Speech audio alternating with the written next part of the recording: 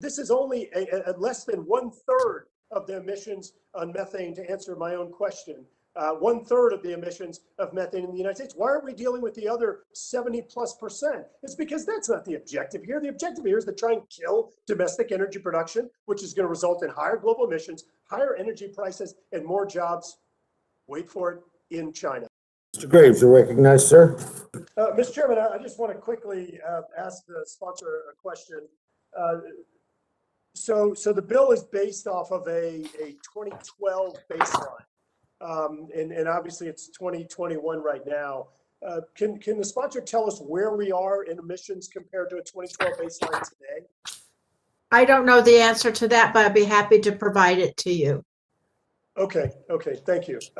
So Mr. Chairman, I think that this is kind of indicative over what this legislation is trying to accomplish, meaning that answer. So I just heard the sponsor, I believe, say that this was to reduce to 99% below 2012 emissions, but I read in the bill, I think it says 90%. I might have misheard that, but how in the world can we be talking about legislation that's based on a 2012 baseline that by 2025 requires a reduction in emissions by 65% when we don't even know where we are today? I mean, it sounds like we don't even know what we're doing right now. Let me give you some other things that are especially concerning in the legislation. The legislation says that the administrator of the EPA has to have regulations by December 31st of 2022.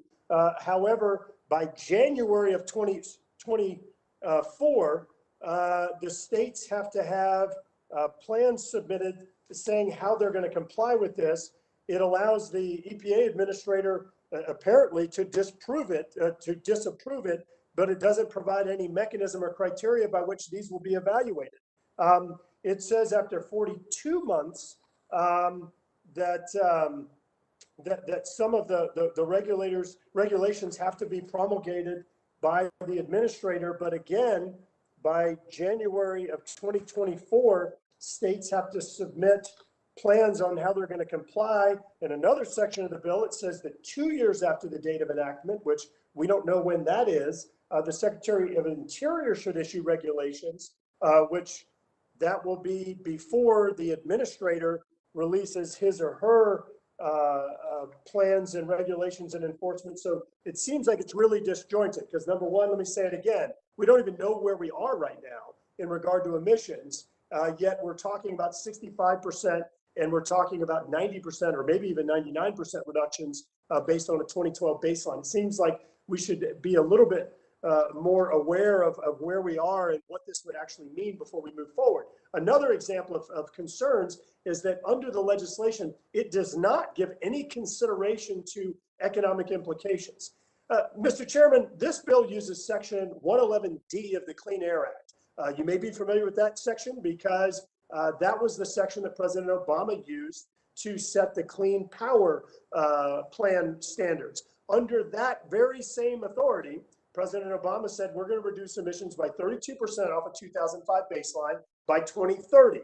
Mr. Chairman, you may be familiar that President Trump came in and said, no, we're not doing this. We're not going to pick technological winners and losers. We're not going to have government trying to choose winners and losers like they did in Solyndra case, which obviously the government's not good at. Do you know that even though we rescinded it under President Trump, Mr. Chairman, we hit the 2030 target. In fact, we exceeded the 2030 target of 32% reductions in 2019, 11 years early under President Trump, and we didn't hit 32%, we hit 33%.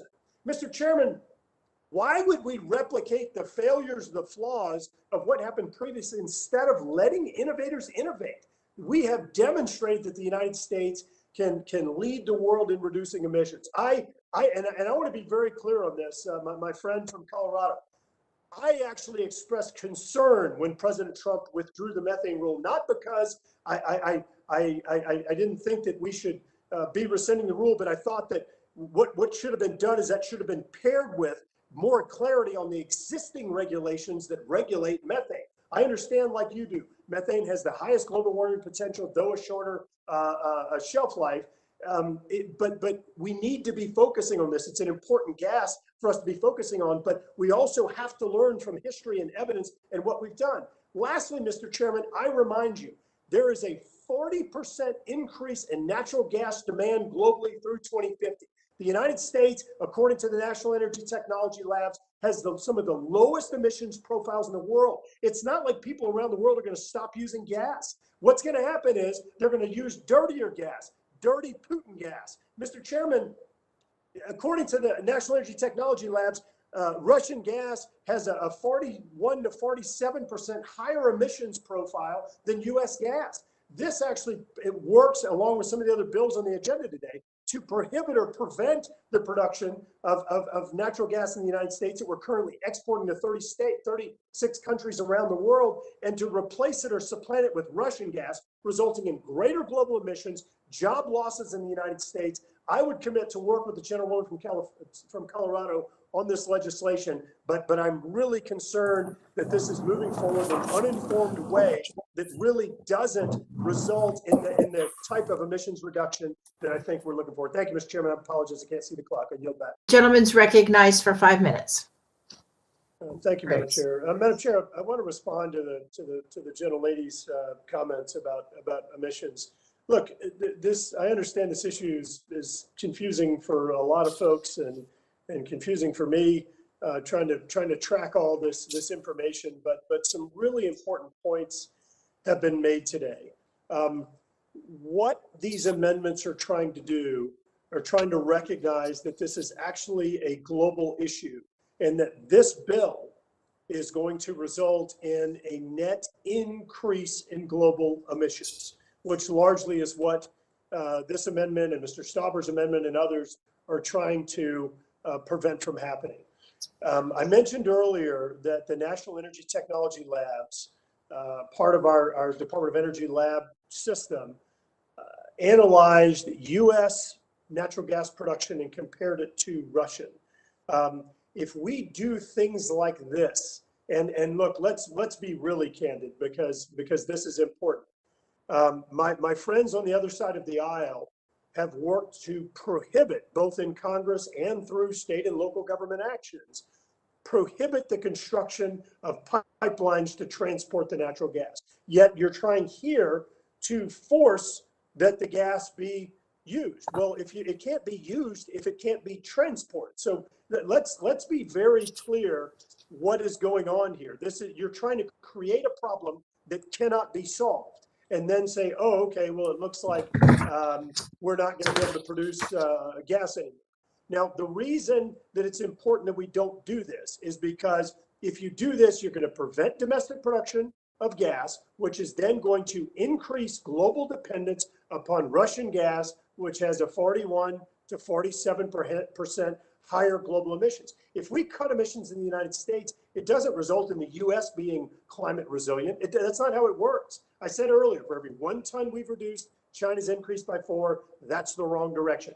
Paris results in an increase in emissions, 50% growth in emissions by China alone through 2030. That is the wrong direction. So if you care about the environment, if you care about climate resilience, if you care about the American workforce, this bill goes in the wrong direction. And I'll point out again as to why this is fact. I want to ask the sponsor of the bill, why is this bill only focused on methane emissions from oil and gas? And could you please answer, I yield to the gentlelady, what percentage of emissions, methane emissions, is this bill going to deal with from the U.S.? As the gentleman knows, I told him I would get him that information. No, that's not what I asked. That's not what I asked. What percentage of emissions come from oil and gas production in the United States? The gentleman Exactly. can finish. The gentleman can finish his statement. Otherwise, he can yield back. Yeah, thanks. So it proves my point. This isn't trying to reduce methane. I've tried to work with my friends on the other side of the aisle to stop coastal wetlands erosion in Louisiana, because that's a major source of methane emissions, and it also happens to be ecological productivity, and I don't know, the people I represent protecting it. And folks on the other side of the aisle have fought that. This is only a less than 1/3 of the emissions on methane, to answer my own question, 1/3 of the emissions of methane in the United States. Why aren't we dealing with the other 70+%? It's because that's not the objective here. The objective here is to try and kill domestic energy production, which is going to result in higher global emissions, higher energy prices, and more jobs, wait for it, in China. Wrong direction. I yield my remaining time to Mr. Goso.